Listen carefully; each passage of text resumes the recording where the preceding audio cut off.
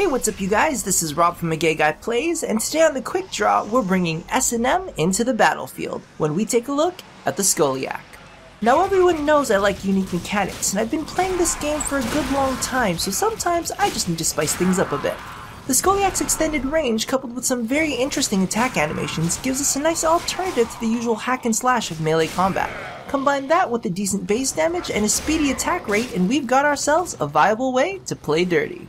The Scoliac's blueprints are available in the biolabs of your clan dojo, but only after you've completed research on the Torrid. Also, take note that it will take Mastery Rank 6 to craft it.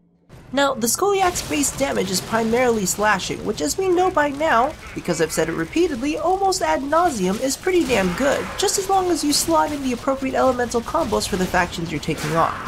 In addition, with Melee 2.0 out, the corrosive base damage on its charge attacks has been chucked out the window, and replaced with a toxin-based jump attack.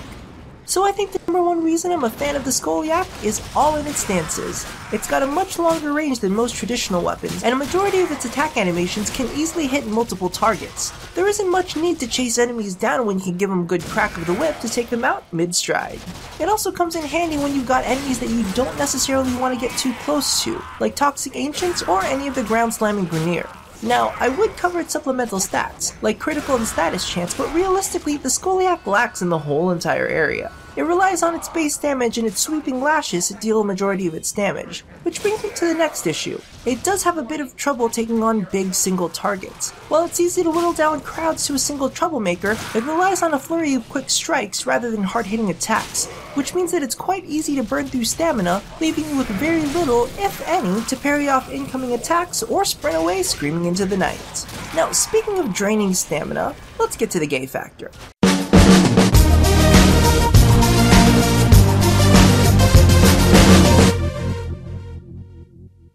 So, while I like whips on the battlefield, it's gonna take a lot of convincing to get them into my bedroom.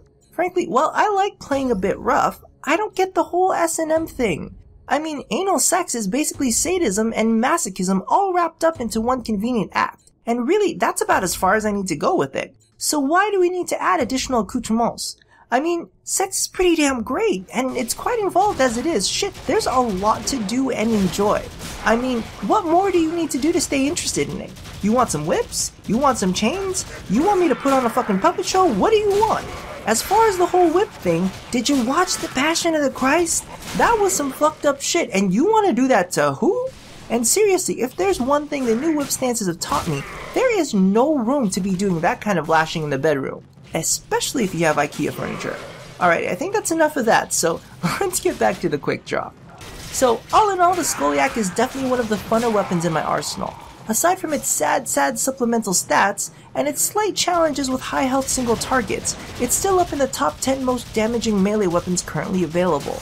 And when you factor in its free attack polarity slot, as well as a set of entertainingly effective stances, you've got yourself one very powerful plaything. Now let's face it, sometimes it's all about having a little bit of fun. Thank you all for watching another episode of the Quick Draw. Let me know how you feel about S&M down in the comments below. Be sure to do the thing that I always ask you to do at the end of every one of these, and as always, stay tuned for more rough play here at A Gay Guy Plays.